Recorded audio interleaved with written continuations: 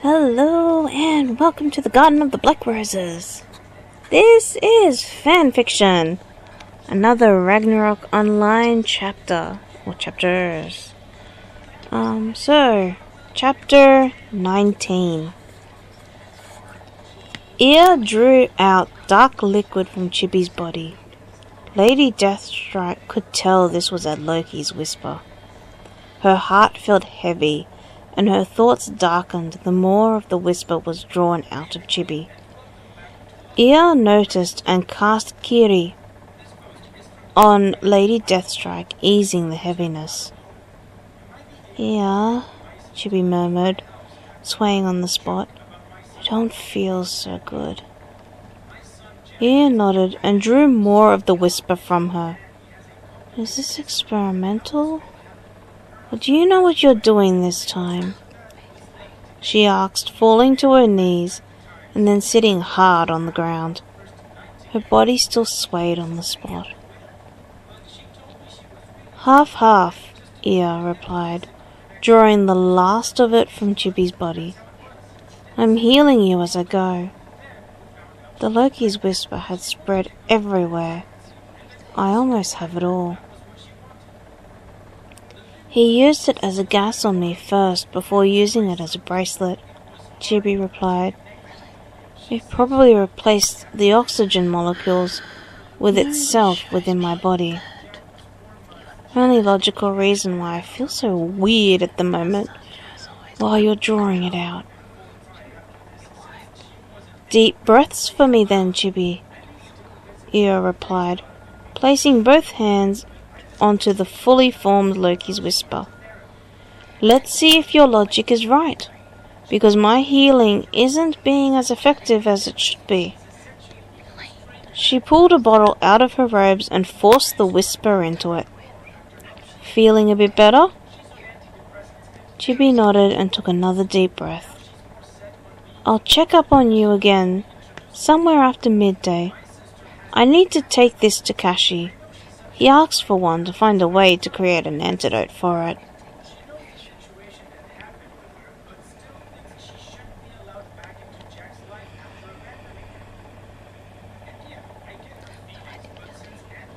Tadakono and Lak walked towards the alchemist shop in the northern end of Yuno City. The weaver had pushed them out of her shop after they tried to get more information. Lak took out the pouches and looked at them. To him, they felt and looked like a normal cloth bag.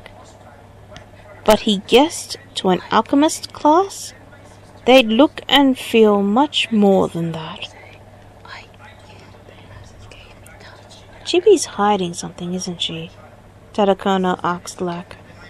I wonder if it's because she knows you'll have a reaction to it, or because she's bound by the alchemist code not to say anything about it.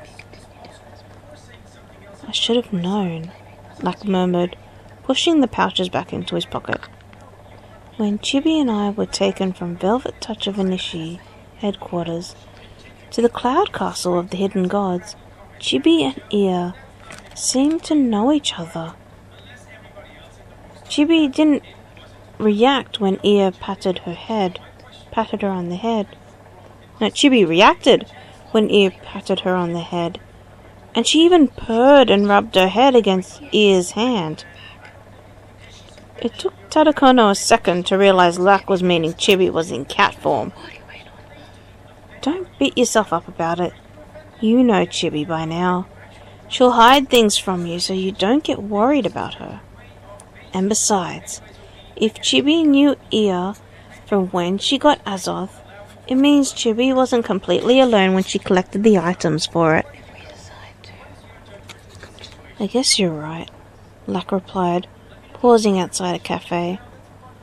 Let's have lunch. I'm hungry. And there's still a long walk to go.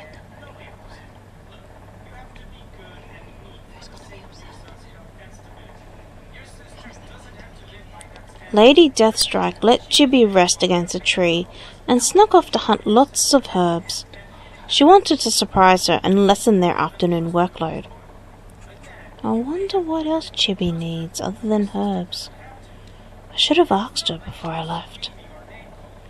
She walked back to Chibi, tucking the dozens of herbs into Chibi's mini pouch. Looking up, she noticed Ia crouching near Chibi. "Good," Ia said softly, as Lady Deathstrike approached. "The Loki's whisper is completely gone, and the Thanatos pieces have settled." She looked up to Lady Deathstrike and asked, "Can you let her rest for the afternoon, before going back to the boys? Her body is still healing." "That's all right," Lady Deathstrike replied. "I just wanted to ask her about her potions, and what she needed for them." Ia took the pouch and pulled out Chibi's potion creation manual. "They're in there?" Ia nodded and handed it to her. "If you need anything else," Ia added, returning the pouch to Lady Deathstrike, "her other manuals are in there too. I'll give you this to store all the items you get in there. The mini pouch isn't going to hold much more. Take the herbs from that pouch and put them into this one." She held out a silvery pouch. "If Chibi asks, this is a Mark II version of the Omega pouch Black Rose gave her. It's lightweight compared to the original." "Alright." Lady Deathstrike looked at Chibi's still sleeping form. "Will she be alright alone here?" Ia placed a ring of blue stones, imbuing each of them with a silver pentacle. "She'll be safe here. Chibi will know this ring was made by me, and know how to break it." "Interesting," Lady Deathstrike mused. "A mix of alchemy and black magic. Never seen that done before." Ia smiled and gave Lady Deathstrike a pat on the shoulder. "By the way," Ia said, locking a bracelet with a red gem around Lady Deathstrike's wrist, "this is from Jord. She says your ability to see alchemical structures may be weakening due to being close to someone as strong as Chibi for so long. She created this bracelet." Lady Deathstrike gave a shriek as it sank into her skin, creating a web-like pattern around her wrist. "It's supposed to do that. Anyway, Jord created that bracelet to strengthen your ability and make it more permanent. There may be a small side effect, but it's not too bad." Lady Deathstrike felt weird. Her clothes shone and glittered, turning into an alchemist. "You're more like Lack, only your second half will need work to get to the level of creator. And she said that this was for you as well." Ia held out a clear gem. Inside the gem was a silvery line that divided it in half. One half was a single assassin's dagger, and on the other half was a condensed potion, both drawn in silver. "This is your insignia. You've seen Chibi's, correct?" Lady Deathstrike nodded. "This is yours. The Alchemist Society aren't the only ones who can grant these. Gods can grant these to people they favour. In your case, this is from Jord." Ia continued to explain in detail to Lady Deathstrike.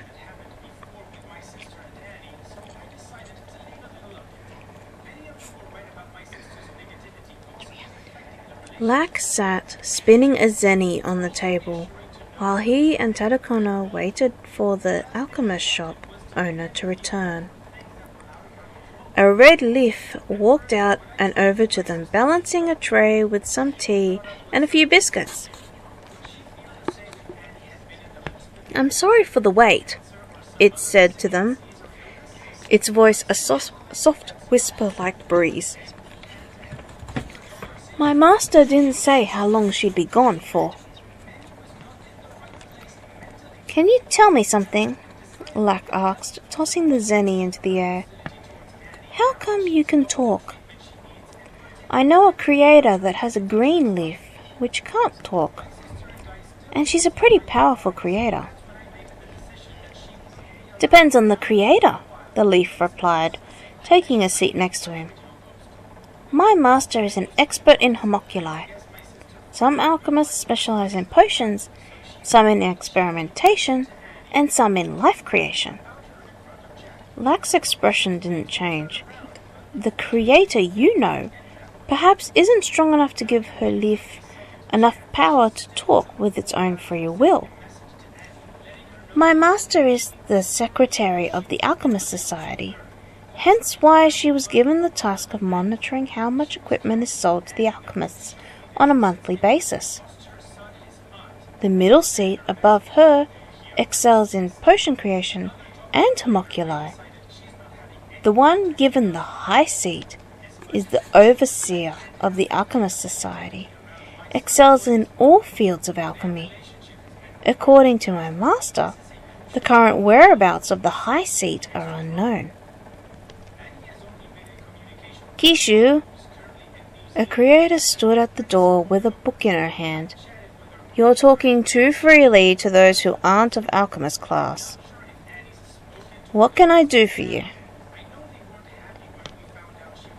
We were sent by Chibi to buy some supplies, Tadakono replied, holding out Chibi's insignia. She needs quite a lot of everything. The creator ran forward and grabbed the insignia, her hands shaking. It's the high seat's insignia. Lack looked up wondering. Where is she now? The Alchemist Society has been a complete mess. We lost track of her after she disappeared from Velvet Touch of Inishi. Our orbs don't pick her up, or her leaf anymore. We feared she was dead. How long was it that she didn't register on your orbs? Lack asked, with renewed interest. I'm curious, because she's been at Fight Club, and I saw her practically every day while she was at Velvet Touch of Inishi. It's been about half a year since we last could tell where she was on the orbs, the creator replied, sitting next to Tadakono. Ah, I'm Yukiko. Noticing their concerned expressions, she asked, Is something wrong? That's about the same time she went on the quest to find Azoth, isn't it? Tadakono asked Lack, who nodded. Yukiko looked shocked and stunned at the same time. Azoth is supposed to be a powerful item from alchemists, isn't it? Then why is it that we hear lots of bad things about it? Because Azoth is created with 3 ancient items, Yukiko replied, her body going cold. Is Chibi really human still? Our orbs pick up humans, and part humans, since those who experiment sometimes warp their structure away from being human. Chibi looks human, Tadakono replied after a while. He felt anger emanating from Lack. She speaks and acts like a human. She seemed like anything else. Tadakono paused and remembered back. Chibi's eyes caught mine. I came over and cast safety wall around us. Tada, I couldn't tell Lack, but I think he knows already. This wound will kill me faster than it will take to kill that doppelganger. Jibs, I cast resurrection. I already understand what you're asking. It's all right. Just rest. I'll take care of it. The spell wasn't affecting her as it should. I forced the spell into her more. Lack looked at Tadakono, his eyes narrowing. "You're picking up on Chibi's habit," he said, in a dark voice. "What did you think of just then that made you pause?"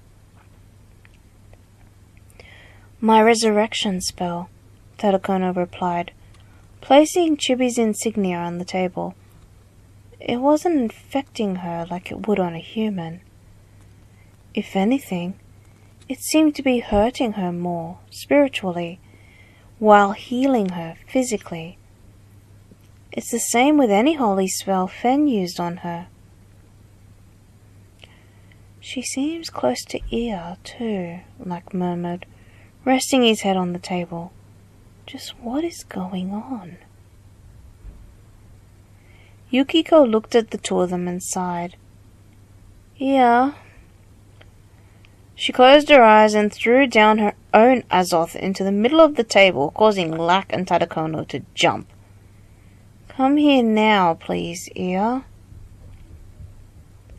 The doorway shimmered. An ear appeared. "You called? I was just with Chibi." She looked at Lack and Tadakono. "I see. Explanations are needed, right?" Lack and Tadakono nodded. Kishu got up, picked up all the empty cups, plate and teapot, and left the room. Ia sat in the now empty spot and closed her eyes. Where to begin? "Start with when Chibi left Velvet Touch of Inishi," Lack replied softly, his anger lessening in Ia's presence. "It'll make things easier to understand." Chibi had to search for 3 ancient items: footprints of cat, roots of stone, and breath of soul. She knew that these items would be very abrasive to her spiritual power, so she asked if I could stay with her during the journey. I agreed on the condition that I was not to intervene in anything she needed to do. Basically, I became her support. Kishu returned with a fresh pot of tea and some warm scones. She placed them on the table and then stood behind Yukiko. The first item she found was footprints of cat. She stalked an Edgar to attain it. Lack's ears pricked back. Ia noticed and nodded. A difficult battle for her, since her main weapon, her bombs, were ineffective against it. Footprints of cat tore her spiritual power. I asked her if she really wanted to go on. She was determined. It was like there was something driving her to create Azoth. Roots of Stone was next, which she found in a cave at the base of Thor's volcano. Again, it tore her spiritual power apart more. Lastly, Breath of Soul was created using her own spiritual power. I don't know how she was still alive after that, but at this point all alchemists who have gone on the Azoth quest have died from creating Breath of Soul. Lack shook slightly. Tadakono put his cup of tea down, not wanting to drop it due to his own shaking. Yukiko nodded, her eyes closed. She climbed to the very top of Mount Milgenair and called Odin as the recipe prescribes. During the creation process, Chibi lost consciousness. Odin gave me the newly created Azoth and told me that I had become her patron of sorts. It was up to me to decide what to do.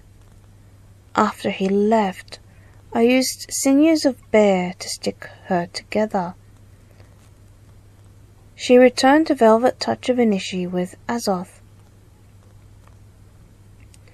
Lack took a sip of tea with his eyes closed and then asked, "Even so, I know from personal experience that isn't enough to cause her to not register as even a part human."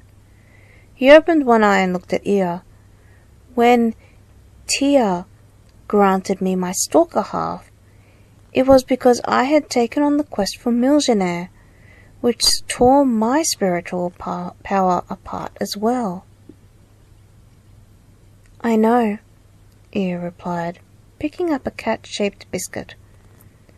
Tia asked for my advice on how best to repair you.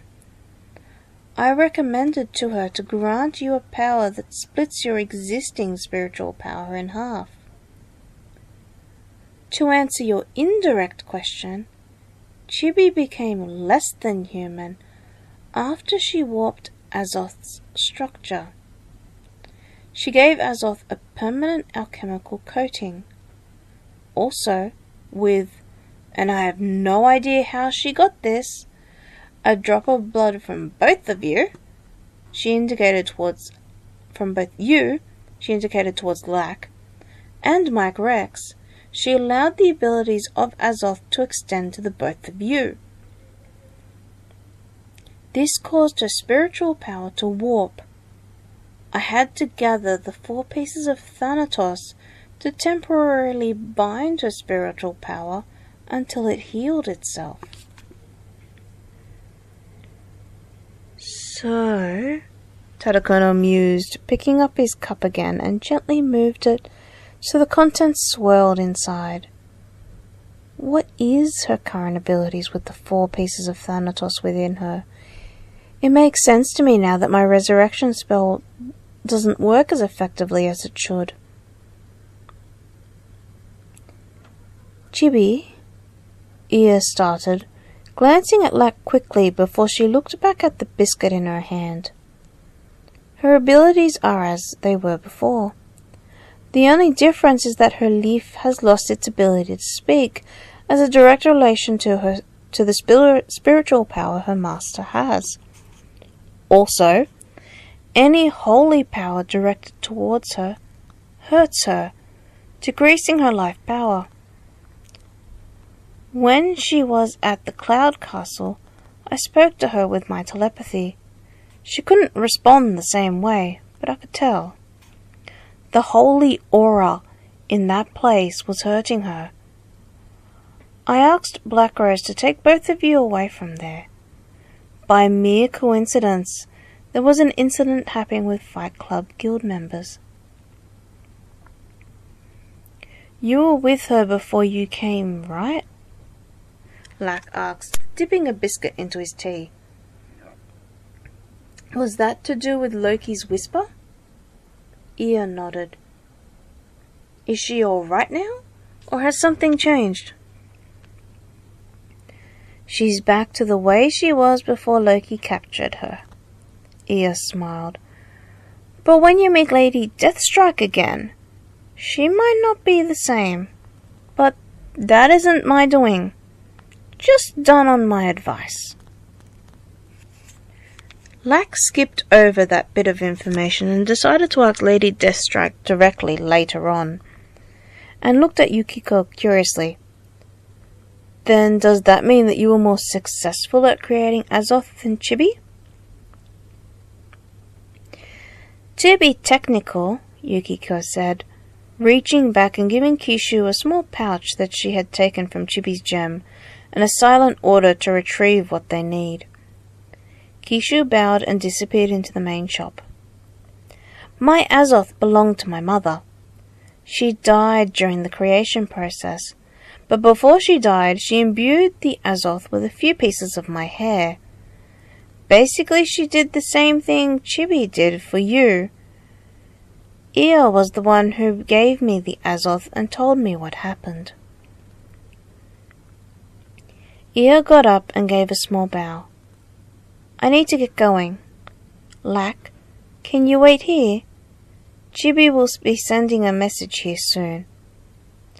Lack gave her a confused look. Chibi has someone she needs to teach and register.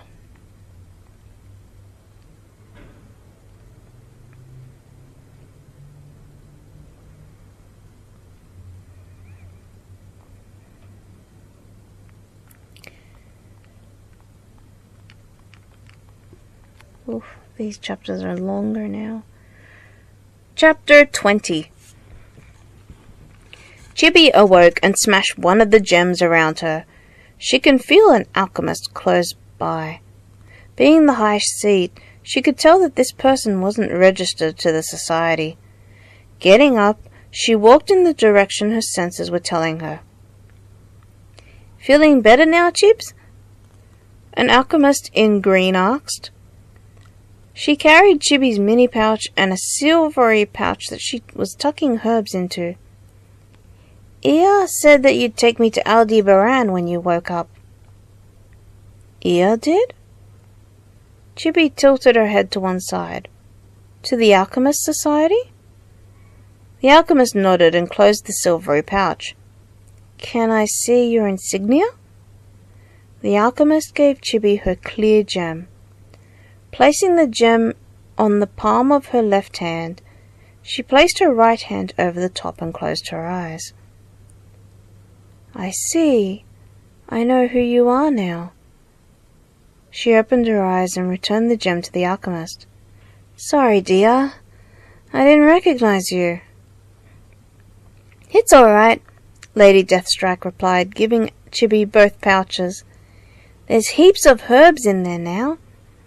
Ia said that you'll like this pouch." She poked the silvery pouch. Noticing Chibi's expression, she added, "It's a Mark II Omega pouch." "That explains everything," Chibi replied, pulling out 2 butterfly wings from up her sleeve. "I don't know where you will appear, but once you reach the town the butterfly wing takes you to, ask Warpra to send you to Aldebaran. I'll meet you in front of the clock tower. Be careful though. Punks sometimes escape from the barrier around Aldebaran and wander around. If you meet one, try to kill it as an alchemist. You'll gain more experience that way." Chibi tore her butterfly wing and disappeared. Lady Deathstrike tore her butterfly wing and appeared in Morok. Walking up to Warpra, she asked if she could send her to Aldebaran.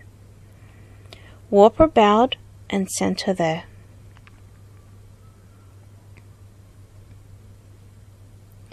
Bomb! Acid demonstration! Acid terror! A punk puffed at Chibi, forcing her back against a wall. "That's it! I've had it!" Chibi screamed, casting alchemical coating onto herself and her sword, then casting acid demonstration directly in front of her. Her flames licked at her body. Ignoring the pain, she waited. The punk came forward, intent on attacking her. It squealed as the flames burnt the fur on its small body. Chibi brought her sword down hard and sliced it in half. Resting on her sword, she heard numerous hands clapping. "Welcome back to Aldebaran," Juliet Caffra said, giving her a small pat on the back and handing her a bottle of water. "Haven't seen you in ages. Word has it the Alchemist Society are trying to hide that you might be dead." "I'm just not appearing on their orbs, Jules," Chibi replied, drinking it without a second thought. Feeling the sting as it flowed down her throat, she knew she was given holy water. "No big deal. I can fix that when I take Dia to get registered there." "Dia?" Juliet asked, looking around and seeing a green alchemist walk up to them. "For a second, I thought you meant Dia as in Lady Deathstrike, the Assassin Cross. It just sounded strange to me, that's all." Extending her hand to Lady Deathstrike, she added, "Nice to meet you. I'm Juliet, the current Caffra manager.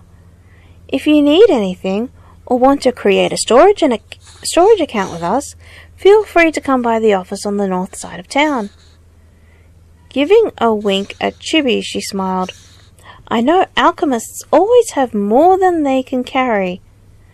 And if your guild doesn't have a lab for you to store those things, it becomes incredibly difficult." I'll keep that in mind, Lady Deathstrike replied, shaking Juliet's hand. I might come by after my visit to the Alchemist Society. Glancing at Chibi, she added, We better get going. Lots to do. Chibi nodded. Juliet waved goodbye, and they walked towards the southwest side of town. Chibi, Lady Deathstrike said, stopping and pulling at Chibi's clothes. I see it too, Chibi replied, keeping her eyes on the punk. You saw how I killed the other one earlier, right? She drew a few bombs from her pouch and held them out to Lady Deathstrike. Do the same. You'll begin to learn the basic instinctual knowledge of an alchemist the more you fight. Remember to bottle any moth dust if it drops. You'll need it for elemental potions. Chibi stepped back and touched Lady Deathstrike's shoulder, murmuring, Link this person's life thread to mine, and we'll walk the path of this battle together. In a louder voice, she added, I'll be your support. I won't let you die till you kill it.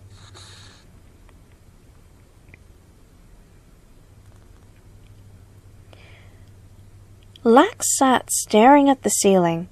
It was almost evening, and Chibi's letter hadn't arrived yet. Is Ia sure she's going to come here? He asked Yukiko for the 10th time. Knowing the answer, he continued, It's like we've abandoned Fen. Tadakono put his feet onto a chair and sighed. I'm sure it'll be all right. If something does or has happened to Fen, he would have sent a message to our emergency system. I hope you're right, Luck replied, resting his head on the table, and drew on the box containing bottles in front of him.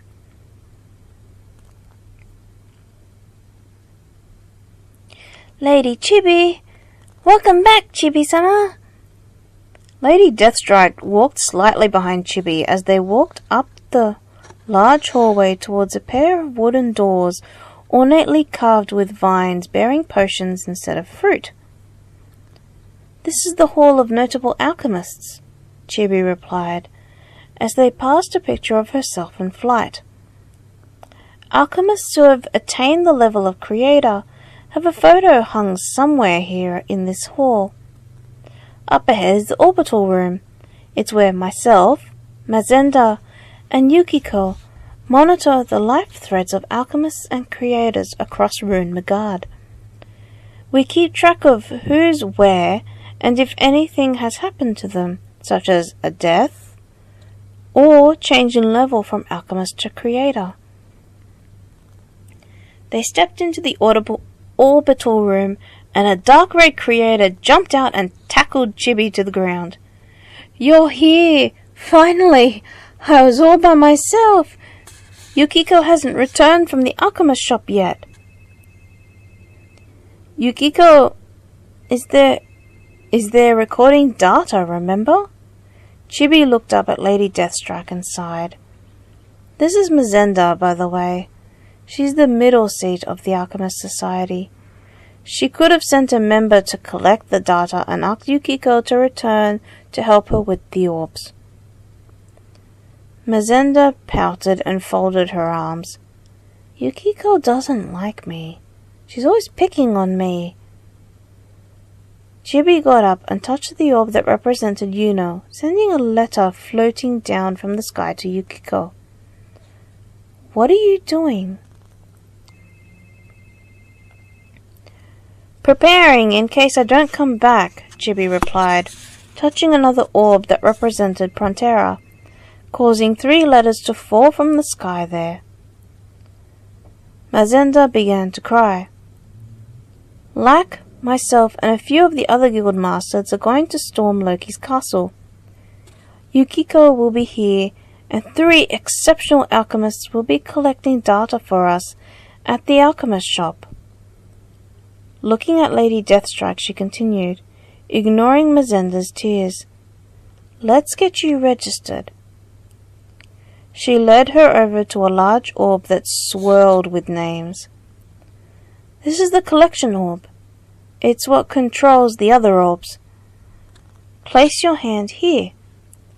She indicated to a silver plate stuck on the front of the orb. You'll know when the orb is finished gathering data about yourself. Chibi walked into the office of the high seat behind the large orb. On her desk sat an orb that told her location. It revealed nothing but white cloud-like masses swirling around inside. Touching the orb, she allowed it to update its information on her. Moving her hand away, the white had cleared and showed a bird's eye view of the Alchemist Society.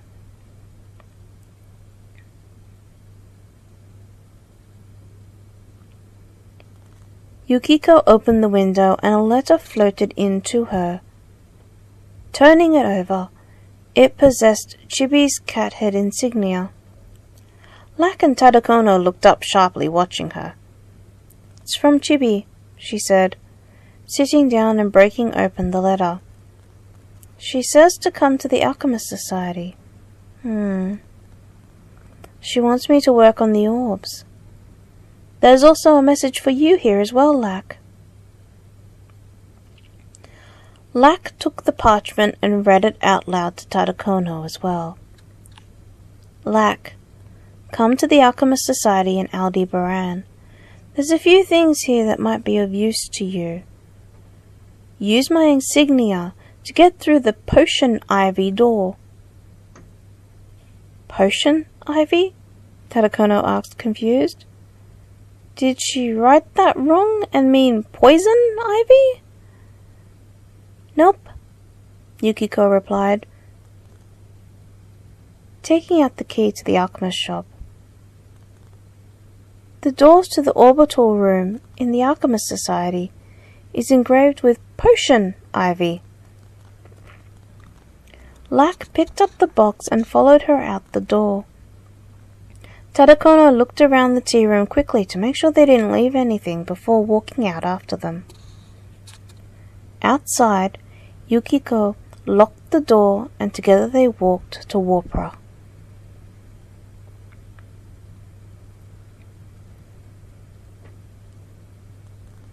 Chibi looked around the ancient lab in the basement of the Alchemist Society. She held 4 knuckles in one hand and a belt in the other. Lady Deathstrike watched her curiously. I'm going to create personalized items for Tada, Lack, and Fen. I know Loki's weakness, so I want to strengthen the 3 of them. Mazenda brought in various ingredients that Lady Deathstrike had never seen before. Mazenda looked at Chibi and frowned. You'll be alright doing this alone? I know compared to Azoth this is easy, but still. Chibi waved her hand and set about setting up her equipment. I'll bring them down here when they get here. Just don't do anything too, well, you know. Chibi didn't answer, and crushed a few Yggdrasil seeds and placed them into a flask with a fire elemental potion at the bottom.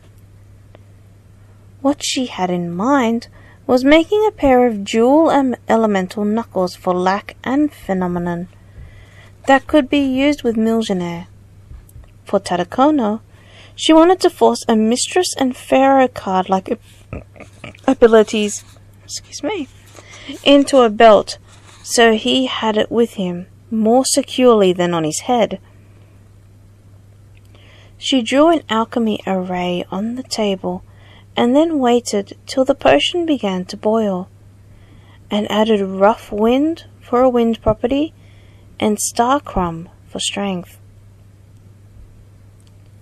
Placing 2 knuckles into the middle of the array, she poured the flask's contents, then placed her hands on either side of the array and focused her energy.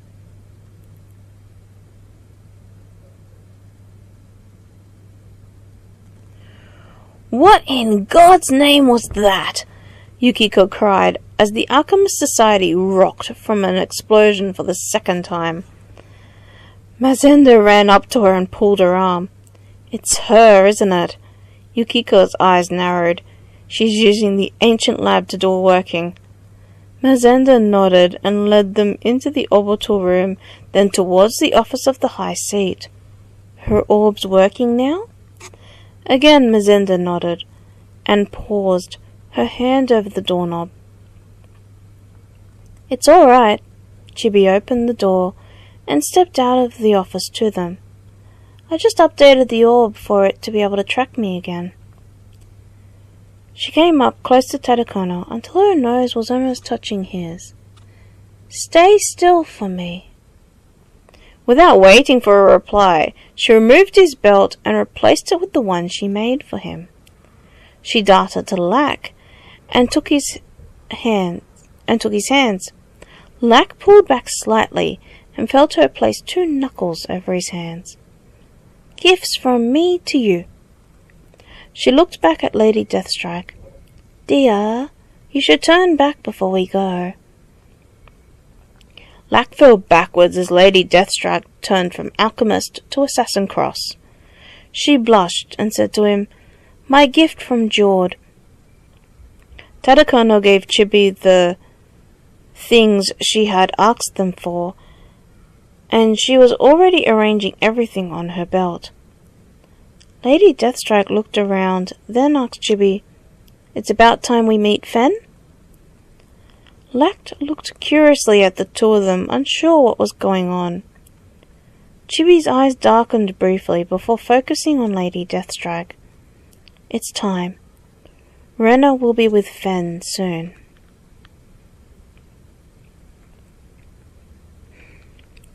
And that's it!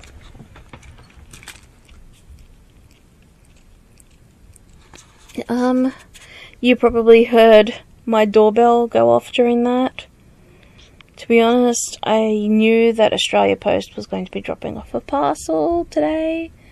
So hopefully they will take it to the post office, and tomorrow I can go and pick up all 3 parcels that are waiting for me there.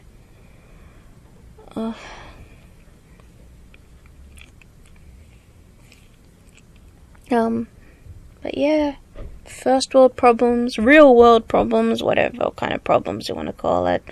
Just whatever. Usually at this time I'm actually asleep because it's like 1:30 midday right now. Usually I'm asleep from about 11 o'clock onwards because of night duty. But I'm actually feeling still really wide awake. But this will be the last recording I make for today, although you probably won't notice because I will be releasing these individually. And probably several days, maybe weeks after actually recording it. I like to get ahead of my recording schedule. Anyway, that's it. Like, comment, subscribe, give me any suggestions.